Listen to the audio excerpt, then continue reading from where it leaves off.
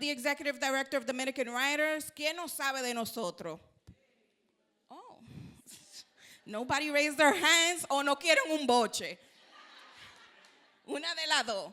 This is us, okay? Follow us on social media. Guys, I was texting Vern earlier today because today actually makes 7 years since we launched Poet X here.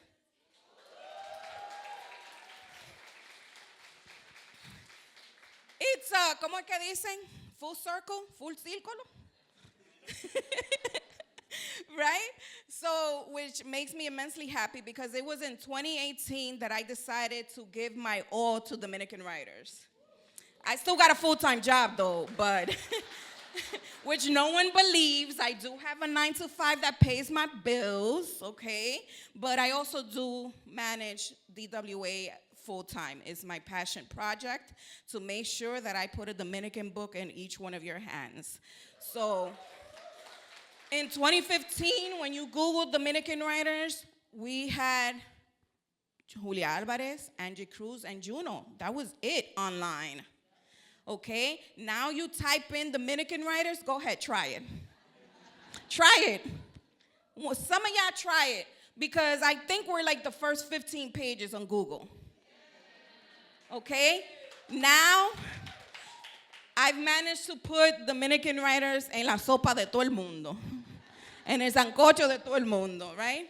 So, let's get into the formalities, all right?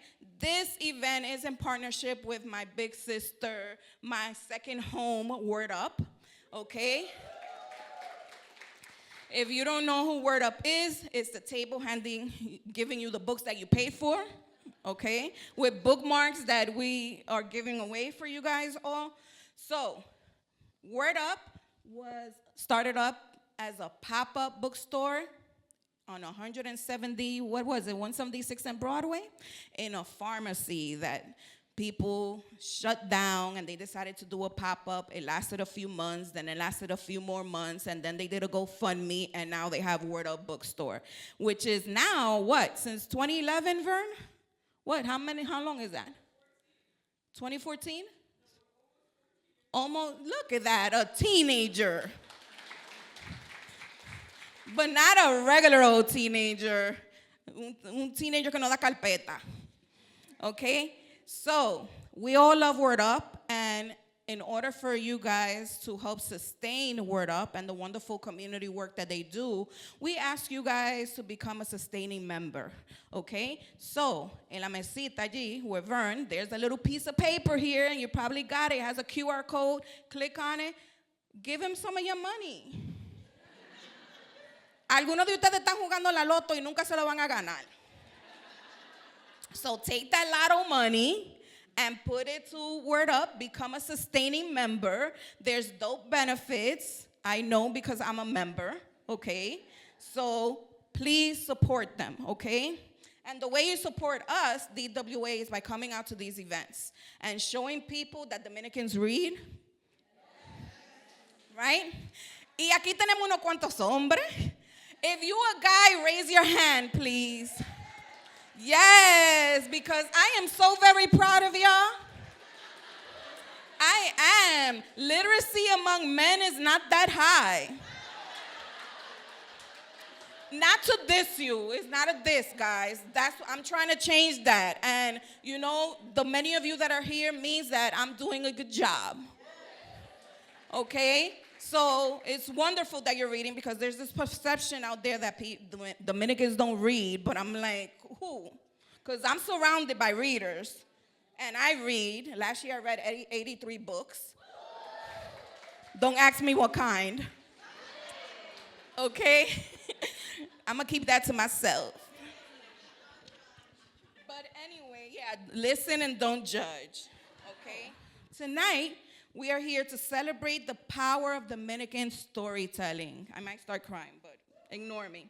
How it carries our stories, shapes our identities, and reminds the world that we are here, we have always been here, and we're not going anywhere. Dominican storytelling is an act of survival, a way of holding on to our truths, our ancestors, and our dreams. And who better to lead us in this conversation than two of the most powerful voices in our literary community? Alejandro Heredia is a fearless, brilliant storyteller. If you didn't read his first book, try to find it somewhere because it is one of my favorite books. Y se me capa el nombre. The Friend You Need, ¿cómo es? You're the Only Friend I Need. Please, if you could find that book, purchase it, okay? Where was I? Alejandro is a fearless, brilliant storyteller who brings us LOCA, a novel that does what great Dominican literature has been doing for the past years. It challenges, it uplifts, it tells the truth others are afraid to speak. His work embodies the richness, the complexity, and the unapologetic vibrancy of our people. And in conversation with him is our matatana, Elizabeth Acevedo, okay? Ven acá, ustedes no aplaudieron por Alejandro, but you did, let's redo that. No me hagan pasar vergüenza, vamos a aplaudir por los dos, okay? In conversation with him is Elizabeth Acevedo, a writer, a poet, a force of nature. Her words have given voice to so many who have never seen themselves in the books they've read. She is a storyteller who reminds us that our narratives, our voices, and our existence are worthy of the page, the stage, and the world. This is more than just a book talk, okay? This is community. Gathering together for a moment to celebrate how far we've come and a reminder of all the stories still waiting to be told. So let's welcome Alejandro Heredia and Elizabeth Acevedo with all your love. Hi. I'm so hype. Thank you for being here, for celebrating this book. I think there's so much happening in the world and trying to find good reasons to celebrate as we move towards a culture that is less about being human, right? Where we're online, where we're disconnected, where we're lonely, and loneliness is an epidemic. I think it is a marvel that people came together in this space to talk about what it means to be human and to do that in this way. And so, like, it feels subversive, you know? Everything is like artificial, and I'm like, nah, this shit here is real. We are in this room, and we're gonna talk about this book. And y'all, this book. The first thing I wanna say is, like, I look out in the audience, and I'm like seeing so many people I know. I'm like, oh, that's my homegirl, that's my homegirl, right? This is a book about, like, the homies. Yeah. It is an ode to friendship. Mm-hmm. Over and over, the book tells us, like, how do we look to each other to hold space, to hold us, to challenge us, right? That love of friendship is also like, yo, bro, you wrong, right? Can you talk to me just from the beginning, because I think that's probably the largest theme throughout for Sal and Charo. What did you set out to say or think about when you began writing a book about friendship? Yeah, I mean, part of what I was trying to do with the novel was to show how challenging friendship can be, but how beautiful it is if we do the work to continue to show up for each other. Some of my closest friendships have gone through so many trials, so many tribulations, but if and when we get through to the other end, we are more beautiful, we're stronger, we're better in that way. I was just talking to some students earlier today about how and I'm sure we'll talk about this later in the conversation. But I was just talking to the students about how, like, inconvenient it can be to show up for each other, but how important it is for us to do it even when it's inconvenient, right? Like when my mom asks me for help for an appointment, unless she has to go to an appointment and needs help, or somebody needs me to go take care of my grandma in the hospital, or whatever it is, like showing up for my family or for my friends or for whoever. It's challenging and it's inconvenient and it's tough. Yeah. But I wanted to show through the novel how important it is for us to continue to show up even when it's difficult. And there are moments where I was like, oh, ya eso te acabó, right? Like, these are, like, you can't be friends past this moment, right? But you, like, continuously do that work of making two very, I would call them Simba characters, right? Like they run away. They're like, nah, I'm not going back, right? These Simba characters have to like be like, no, I gotta go back to my person, right? I'm gonna use that Simba characters. Okay, I stole it from my husband, so if you use it, Okay. I'll credit him. I'll credit him. I'm a Simba, so he'd be like, don't Simba today. I'm like, no, I'm gonna go hide. Bye, Eve.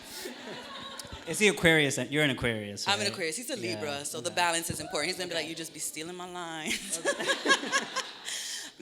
So we met in 2017. Yes. You were competing to be on the Bronx Poetry Slam team. Yes. I had just come off of this slam career, right? Or I don't know if it's a career. I slammed for a year. I don't know. Maybe that makes a career. Me too. Right. In 2021, you released You're the Only Friend I Need. We Talk Online. That collection was extraordinary. I remember when we talked before the talk, I was like, I knew you were a writer, but like, you're a writing-ass writer. Yeah. You know, that's a different category of writer, right? And Alejandro was like, yeah. And I'm like, no.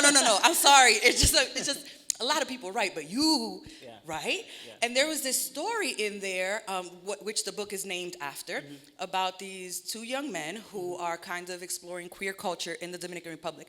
And I remember saying like, I have gone to La Zona Colonial every single time I go to DR, and I have never seen it or understood it or gotten the nuance like how you wrote it in this moment. Flash forward, we have this book, LOCA. LOCA also is talking about, or has moments where these two friends in the Dominican Republic are situated in La Zona Colonial.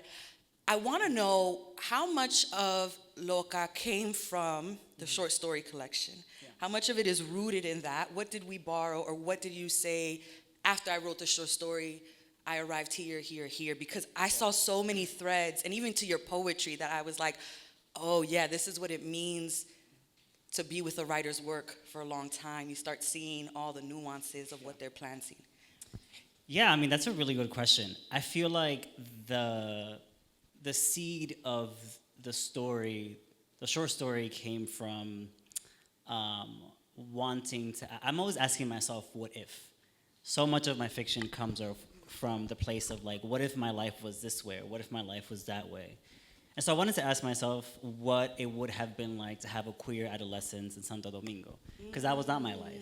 You came here when you were 7, right? I came here when I was 7, and my cousins had queer adolescences in Santo Domingo, but I did not. And so I was sort of curious about exploring that. And then I was curious about what it would have also been like to have a queer elder. Because I did not have a queer elder to walk me through all the feelings that come up when you're 15, 16, 17, and you're questioning all these parts about yourself. Right. With the chapbook, so funny enough, I cheated a little bit. So I was working on this novel. I started working on this novel, LOCA, in 2018. And I saw this chapbook competition, and I was like, oh, I have to submit, short stories. And so I pretty much took chunks of the novel and put them as short stories, and that's what I ended up coming out. I read the short story again today, and I was like, there's a character named Ren. In the novel, there's a character named Renata. I was like, but I wasn't going to shout you out. Something, no, yeah. And obviously, like, it has evolved, and it did evolve and change over time. I sort of had to continue asking myself some serious questions about what these characters were doing. Because I think sometimes when we think about queer coming of age, we're often thinking about sexuality. But for these young people, it was actually about their gender expression. They were trying to figure out, how do I dress? How do I walk? How do I look in front of other people? And so as I was revising the novel throughout the years, after the story came out, I had to continue teasing that out.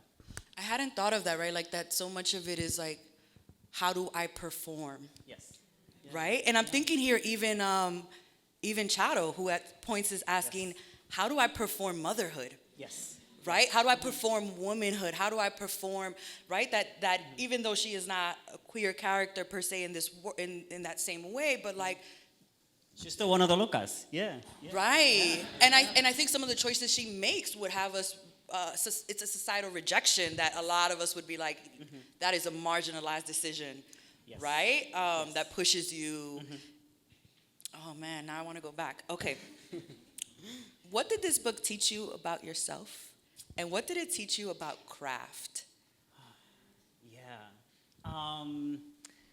I feel like, I was talking to my therapist, and as we do. As we must. As we must, right. BetterHelp. What is it? Is it BetterHelp? BetterHelp.com, y'all. If y'all didn't get the ad today, I'm here. I'm not getting paid for it, but it taught me, this book saved my life in so many ways. I started writing the book in 2018 after my cousin, who was my brother because we were raised together in Santo Domingo, he passed away by suicide. And I was on a trajectory of self-destruction for a little while, and I thought, well, I'm going to continue on this path of self-destruction, or I need to sort of ground myself in something. And so I started writing this book to ask myself all these questions about queer coming of age in the Dominican context specifically, and to, as I've been saying on the book tour, I really wanted to freeze the queer Dominican world that I come from in the amber of language. So that, in 100 years, in 200 years, just like we read, writers like Claude McKay's Home to Harlem, or just like we read Virginia Woolf's Mrs. Dalloway, I wanted to sort of freeze in amber this queer Dominican collective in the 90s. The book taught me so much about structure and the importance of sitting down and persevering, right? Writing a novel, it took me 7 years to write this novel, y'all. That's a long time of sitting down with these sentences, with these paragraphs, with these characters. It taught me that I am the most mentally well when I have structure to my days. And in so many ways, writing feels like a spiritual practice because it gives my life and my days structure. Yeah, for that. Most of my questions are, I have this clipboard of like 15 questions, and then you say something, and I'm like, that's what we're going to talk about. But it's so funny because, like, I'm going to stop talking about him at some point. But my husband last night was like, do you think you love writing more than you love sleep? I'm like, I don't know, I love sleep, right? But I'm also like, I think love is too simple for what writing is for me. Yes. That it is an ability to chase a kind of magic. Mm-hmm. And when you arrive at like, I didn't know I could make that. Mm-hmm. That passage that you create, and you're like, I didn't know that that was in me. And also, I don't think that was in me. Yeah. I think that is, right, yes. Coming. Yes. Yes. That to me, that idea of like, there's a sacredness in that, right? Yeah. And that often what moves us to write, I think, is a desperate wanting to save ourselves. Yeah. Or wanting to remind ourselves. Yeah, and I think it's been really important for me to clarify to myself that for me, that to create that sort of spiritual connection to the writing, I have to do it in a way that is habitual and that is structured again, right? Yeah. I think sometimes we think about writing and about art as a sort of like message that you get from God every 6 months, and that's when you have to write, and sure, that is a part of it every 6 months, or hopefully more often than that, but the sacredness comes from it being a daily practice of showing up to the page when I don't want to show up, when I do want to show up, when I'm in a bad mood, when I'm not feeling well. And so often I surprise myself, which is a beautiful feeling to feel. Bro, when you step to the page and you're like, oh shit, I'm dope. Yeah. And then you come back to it the next day and you're like, wait a minute. I was depressed yesterday. I had an anxious episode. I've been running from everything, but on this page, it's like right, that, it does something, right? It like is this, that's right. Even if I'm the only person who reads this, like I made a thing of worth today. And that's what kept me going. People ask me, like, how did you work on this thing for 7 years? So much happens in 7 years. And I was just, I tell people, it's just a love for the craft. It's the groundedness that it gives me. It's a connection to myself and connection to other people. So I know it sounds very woo-woo, I know y'all, but listen, But I think if you're a creator, I mean, literally to create, I think there's something woo-woo about submitting yourself to a process of faith without knowing what is going to come of it. Yes. There's woo-woo inherent in wanting to make art, and wanting to make anything out of non-existent material, right? And so, like, yes, right? Yes. And also, we're Dominican. Like, everything is woo-woo. Inherent. You said this beautiful thing. So, the amber of language. Yes. Right? I read somewhere that you're like, I'm not a poet. I'm like, I literally met you at a slam. Okay. But you have these lines that I want to read and then talk about language. Sal stretched skyward as far as his fingers could reach, just left of the descending bottle. Sal spotted the moon, a white coin in the sky. Back then, the whole sky was a series of tales his grandmother strung together. And I just like this moment of like this picture of the moon as a white coin, but then like how we learn astronomy or how we learn about the skies, and like our grandmother, this like pearl necklace, I imagined, of story. Like that to me was so poetic. There's a level at the level of the line, right? I'm like, I could see 7 years worth of like work in the language, right? It's tight language. I want to know what traditions you pull from when you're writing a novel, not fiction traditions, but like where else are you pulling from? I know you don't slam anymore, so maybe not slam or poetry, but like what are the places? And I'm thinking here what you said about my comment on structure. Yes. Right? That I'm when I'm thinking about writing a book, I'm not always thinking about in terms of I'm a novelist. I'm pulling from bachata. Yeah. You take 3 steps forward, you take 3 steps back. That's how I'm gonna manipulate a novel. Yeah. Right? What are the places you pull from that are not fiction? Yeah. I mean, I think the first thing and the main thing that comes to mind is just, there's a lot of challenging things that Dominicanness gives us by way of inheritance. But there's also so many beautiful things. And one of the beautiful things that my particular Dominican village gave me was this practice of storytelling, like out loud. And I'm sure this is very common in many of our families. When my family and I get together, we literally make a circle. Right, and we just start telling, and one person goes by one, telling stories of like, I remember Fulano from 1985. They say, okay, I remember when he cheated on her, and then she went out to, all of this sort of like really grand narratives. And I feel like part of what I'm trying to do in my fiction is to honor even just a smidge of that of like that beautiful energy of storytelling that our parents and grandparents provide for us when we're growing up. And then I also just hear about so much of my inspiration just comes from hearing these stories about how my parents and my grandparents and their generations lived their lives. I mean, these people were living grand lives.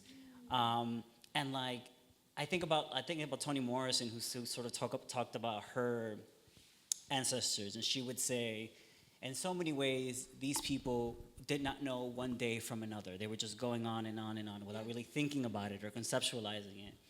And yet they were living these incredible experiences, of heartbreak, of loss, of friendship. And so I pull from that a lot. Yeah. I love that. I could picture, when you said that, one of the things I was stunned by in this novel is I can't have big casts in my books. Like once I get past 5 characters, I'm like, this is too many people, right? Like it's very, very hard for me. Yeah. And I'm listening to LOCA, I'm rereading LOCA, and I'm like, like we got so many people coming in and out, but they all feel, they feel real, they feel organic. I believe they exist. I believe what they offer, right? And imagine this circle in the living room of like, people telling stories. And that's what it is. Like we got to know each character and they're doing this thing. One thing that I also really loved was the way you do setting, right? When I read about the Dominican people, I was like, pero yo conozco ese callejón. Like that, I know it. I know como que lo ve in your mind. You're like, wait a minute. When he stepped outside after the lights had been off for mad hours and homie across the street is like, te dejaron un paquete. I'm like, this is about to go left, bro. Nobody should leave nothing in the dark, right? But I could picture that moment, right? And then in New York, you capture the Bronx so well. And I just love a writer who like can make setting a character. Yeah.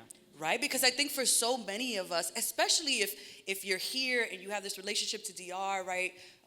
Like this immigrant experience, or when we listen to our parents, or when we think about our childhood, like it is fantasy. We make magic of it. We make a memory different, but it's also longing. It's also nostalgia. But as Sal says, like I also never wanted to go back. It's so many things. Yeah. How do you approach setting to a level of like, I'm going to make this a thing that like erupts from the page. It lives. Yeah, I mean, for me, I always, like, the craft word that always comes to mind is texture, right? I want the environment to feel textured as the characters are moving through it. Yeah. And I think it just comes from an investment, from the very beginning of writing this novel, I wanted to show that the Bronx is so much more than what people make it out to be. Yeah. I grew up feeling very ashamed of being from the Bronx. Right. And I believed all these negative stereotypes about our neighborhoods and our streets and our people. And then I went to college, and then people would come up to me and be like, "So you're from the Bronx? Somebody literally asked me, have you been shot before? Like, what happened?" For sure, just last week. Yeah, just last week when I was home. I was walking home with my mom, and then I just got, just got bucked. And because sort of I had to sort of coming to terms with the beauty and the nuance and the complexity of being from my hometown. And so I really wanted to again, with this sort of freezing in amber with language, I wanted to freeze the Bronx in this particular moment with as vivid and nuanced language as I could find. I also wanted to write about it in the specificity of the time and place, right? Yeah. The Bronx right now is not the Bronx that it was in 1995 when my mom and my dad came to this country, For sure. So I wanted to show the ways in which people thrived and also did not thrive in what I call the Dominican village. Right. Yeah. Ah, beautiful. We have about 5 to 8 minutes because I want to make sure we give our audience a chance to ask questions. So this is me letting you know how much time you have to think of some like solid questions. And these are questions. Comments, leave those for the signing line, all the beautiful things you want to say. Questions. But before we get there, I want to be messy, but I don't know how messy. Let's be messy. No, let's be messy. I'm down, yeah. Can we be a little messy? Yes, Can we talk about reviews just a little bit? Oh my God, let's talk about reviews, yes. All right. So I remember Family Lore is the last book that I came out with. And I remember reading a review and it broke my heart. Oh, thank y'all. And I just remember being like, I don't know if folks got it, right? Yeah. And then I got on a call with Clavis Natera, who was doing an interview for Dominican Writers Association. Yeah. And she's like, yo, you wrote this whole book and the form is bachata. Like, that's why we're in flashbacks. We're doing this back and forth. And I'm like, yes. You got it, right? Like, you got the thing that I was trying to do that maybe only we can get. Yeah. And you had this post that broke my heart right over the summer where LOCA comes out and a review, talks about urban adulting. Yes. Right? Which, like, urban is often used for many ways. But but whenever we think of urban music, urban fashion, right? It's this, like, to the side. Yeah. It's not real. This isn't real this isn't for all of us. This is like this separate category, right? And then you went on this amazing, like, stories where you just talked about here I am in my urban, just doing my urban things, right? I went to my urban Trader Joe's run. But, like, I guess I'm just really curious, like, what does it mean for you that people who come to your work, you expect them to read rigorously? What do you expect people to bring to your books? Look. Or however you want to approach everything I just said. Yeah. No, I feel very strongly about this. I expect that when I'm writing for a reader that is just as smart as I am and a reader that is also smarter than I am, who will be able to catch things that I'm not even meaning to put on the page. And so, getting these sort of early reviews I was telling my partner, I was like, it doesn't make me sad, it makes me disappointed. Because I expect, if I'm working on a book for 7 years, that somebody that spends a week reading this book and then goes on to write a review will do so with rigor and intelligence. And I think, unfortunately, the case is that for a lot of people of color, a lot of queer writers, a lot of black writers, we don't often have the privilege of getting intelligent readings of our work in these institutions, right? So I had a very similar feeling. You know, I got the feeling when You're the Only Friend I Need came out, and we had that conversation, the way that you spoke about that chapbook gave me that exact feeling of, oh, somebody understands what I'm doing rigorously on the page, on the level of craft, on the level of setting, everything. And that's why it's so important for us to have each other, because sometimes these institutions are riddled with all these, to me, it sounds weird to describe it in this way, but I do find racism boring. I find it uninteresting. It's uninteresting. I'm like, They're not even clever with it anymore. Yes. Like, we heard that one 50 years ago. Yes. Or, oh, we're back to the 1970s with the urban adulting. Okay, yeah.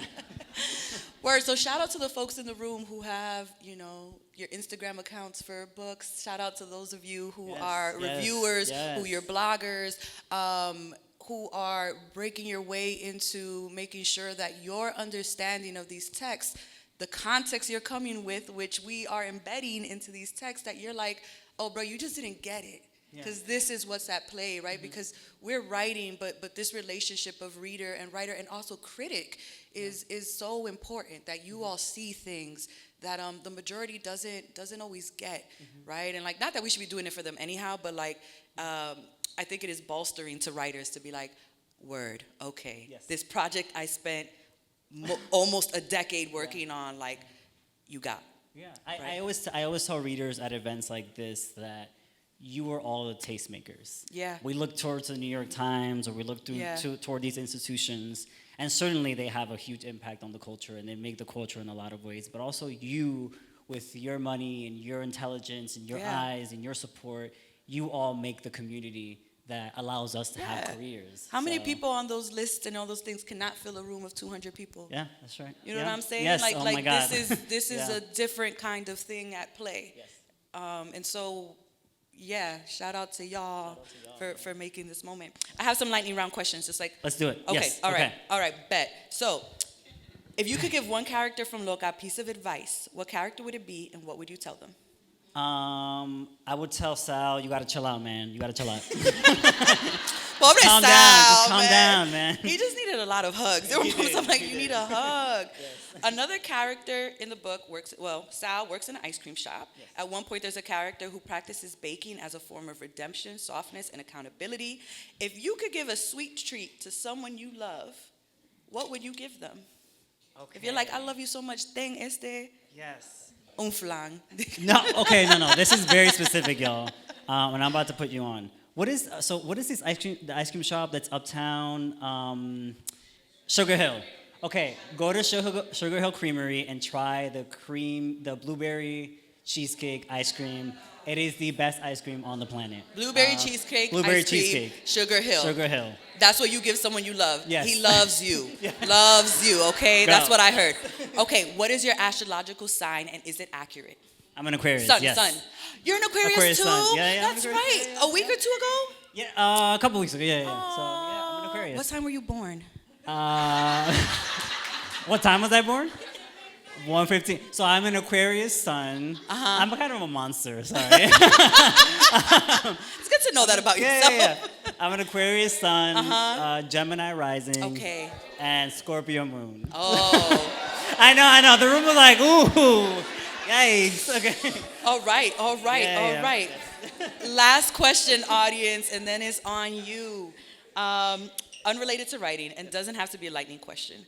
But I just love thinking about the fact that, like, there's a human behind the creator, right? And I think what we practice is so much of, like, who we are and become, right? If we practice really critical thinking all the time, we become really small and hypercritical, right? If we practice expansive, et cetera, what do you practice in order to be the biggest, most giving human you can be?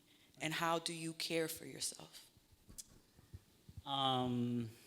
So I'm in my Oprah era.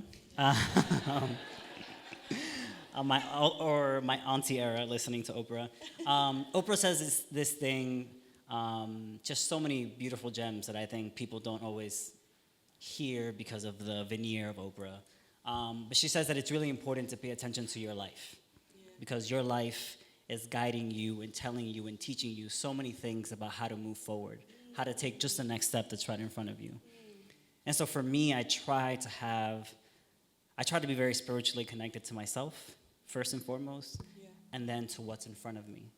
I think, we are living in a time of deep, deep distraction, of deep, deep hurt, and it's really easy to sort of look out there or look at your phone and think that your life is in the capital, unless you live in DC, or that's in the capital, or that it's in a city council, whatever it is.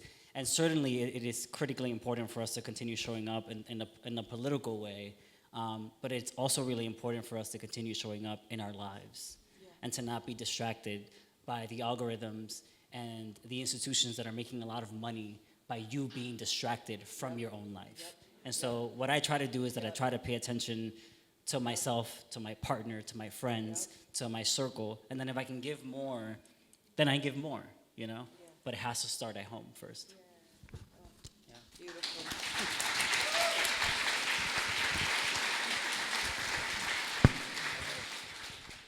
Hi, my name is Ruth. Hi, everyone. So great to be here. I'm so excited to read your book. I know that Elizabeth Acevedo already asked you, what have you learned while you wrote this book? But as I've been reading a lot of Dominican authors and Elizabeth Acevedo's book, Family Lore, it really made me think about my elders and people that I have cast in my life as villains. But of course, with Elizabeth Acevedo's book, you get to learn who these people that are elders in your life are and why they're hurting you and why maybe in their lives they have been hurt and that's the only way that they know how to act. What have you learned while writing this book about other people, not yourself? Yeah. Thank you for that question. That's such a beautiful question, and that's one of the things that I also loved about Family Lore, just how beautifully you write about those intergenerational relationships and how graceful it is important to be to our elders. So many things. I think one of the main, and I talked about this earlier, one of the main things that this book has affirmed to me is that so much of community, so much of family life, so much of friendship is about putting up with each other. And I know that sounds tough, but I was talking to my students last year and they were saying that I asked them, how do you define Gen Z? What do you think defines you? Because there's all these ideas about what your generation is like, and I want to hear from you. And they were saying, well, we're actually very good at walking away from things that don't work for us. Yeah, this is toxic, and we don't take BS from anybody.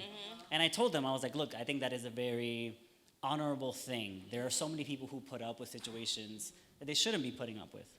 And so much of life is putting up with things that are challenging, whether it be relationships, whether it be friendships, whether it's a job that you aren't entirely in all the time, but that you need because you're trying to make this goal or you're trying to feed your children or whatever it is. And so we have to be able to put up with each other when things get difficult. I'm in therapy. I've been in therapy since I was 17 years old. And I believe deeply in the power of setting boundaries, but we will not be able to, if the only thing that we do is set boundaries, we will not be able to relate to each other in an intimate way. So let's keep putting up with each other. You want to add anything? Okay. Damn, setting boundaries with your Dominican parents. That's Question to therapy, you right? before I forget my thought. Yes. So this is for anybody who feels like they can answer this, but as a writer, how can you reconcile queer narratives that often leave out or fetishize BIPOC communities? The whitewashing assumption in queerness is isolating, but how can you make sure that queer BIPOC communities are seen, affirmed, and flourishing in the writing, and not writing with the white gaze? I had thoughts. Está buena esa. Yeah, I feel like I gotta write like a paper on that one. Yeah. Well, I don't know. My answer is very simple, and that is that thanks to Toni Morrison and so many of our ancestors, I do not have to write in response to the white gaze, and so I just choose not to. And that sounds simple, but there are so many writers in our contemporary moments who are often responding to the white gaze, and that to me is, again, it's just not interesting. When I write, I want to be intellectually, spiritually, emotionally stimulated, and so I'm not going to write to be legible to the white gaze, to the American gaze, to heterosexual people, etc. When I am writing, the characters have to be at the center of their universe, of their lives, of their communities, and of their worlds. They should not be having conversations with what a white critic might say about their lives. You know what I mean? Yeah. Do you have anything to add? No, I think that if you're writing well-rounded, full people facing your people, the odds are that you are going to subvert the white gaze. If you're saying this character is fully fleshed out and has interest and heartbreak and is flawed and also loves, right? Like you've automatically excluded half of what, I think whiteness would impose upon a queer character who is non-white. Yeah. And then when you do that facing your people, when you say, here are the stereotypes I know we have, here are the misconceptions I know we have, here are the desires I know we have, like here the way we move that outside people would say, like once you start then facing us, then you are already adding another layer. And so I think that that often when we fall back on a response to the white gaze, it's actually a lack of craft.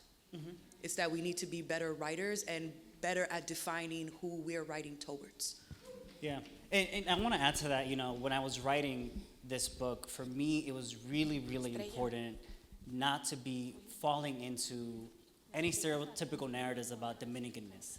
That to me was actually more important than responding to the white gaze. I find that often, and this is not everyone, of course. We have an incredible example of someone who resists that and I mean, that's part of what I loved about family lore, that these people feel at the center of their experience all of the time. You know what I mean? I find that so much of the art that sometimes we create in the diaspora falls into trying to make our culture legible to other people.